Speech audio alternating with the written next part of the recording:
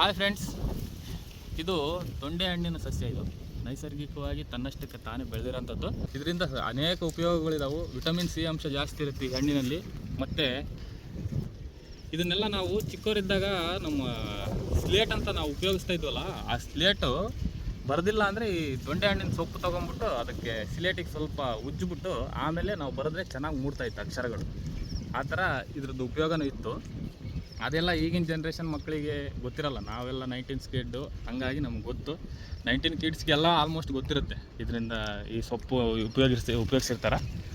ಹಾಗಾಗಿ ಇದು ಹಣ್ಣು ತುಂಬ ಉಪಯುಕ್ತವಾಗಿದ್ದು, ಈ ಹಣ್ಣಿಂದು ಬರೀ ಹಣ್ಣು ಮಾತ್ರ ಅಲ್ಲ, ಇದರಲ್ಲಿ ಇರೋ ಕಾಯಿಗಳು ಇಲ್ಲಿ ತುಂಬ ಚೆನ್ನಾಗಿ ಬಲ್ತಿರೋವಂಥ ಕಾಯಿಗಳಿಂದ ಅನೇಕ ಉಪಯೋಗಗಳಿದಾವೆ. ಏನಂದರೆ ಈಗ ಪಲ್ಯ ಮಾಡ್ತಿದ್ರು, ಸಾಂಬಾರು ಮಾಡ್ತಿದ್ರು, ತುಂಬ ರುಚಿಕರವಾದ ಸಾಂಬಾರು ಪಲ್ಯಗಳನ್ನು ಮಾಡ್ತಿದ್ರು. ಈ ಉಪಯೋಗಗಳು ಎಲ್ಲರಿಗೂ ಗೊತ್ತಾಗಲಿ ಅಂತ ಹೇಳ್ಬಿಟ್ಟು ಒಂದು ವಿಡಿಯೋ ಮಾಡಿ ಅಪ್ಲೋಡ್ ಮಾಡೋಣ ಅಂತ ನಾವು ಹೊಸದಾಗಿ ಒಂದು ಟ್ರೈ ಮಾಡೋಣ ಅಂತ ಮಾಡ್ತಾಯಿದ್ದೀವಿ. ಚಾನಲ್ನ ಸಬ್ಸ್ಕ್ರೈಬ್ ಮಾಡ್ಕೊಳ್ಳಿ, ಬೆಲ್ ಐಕಾನ್ ಒತ್ತಿ, ಮತ್ತು ಲೈಕ್ ಆ್ಯಂಡ್ ಶೇರ್ ತುಂಬ ಮಾಡಿ ಅಂತ ಹೇಳ್ತಾ ಇನ್ನೂ ಅನೇಕ ಇಂಥ ವೀಡಿಯೋಗಳನ್ನ ಮಾಡ್ತಾಯಿದ್ದೀವಿ.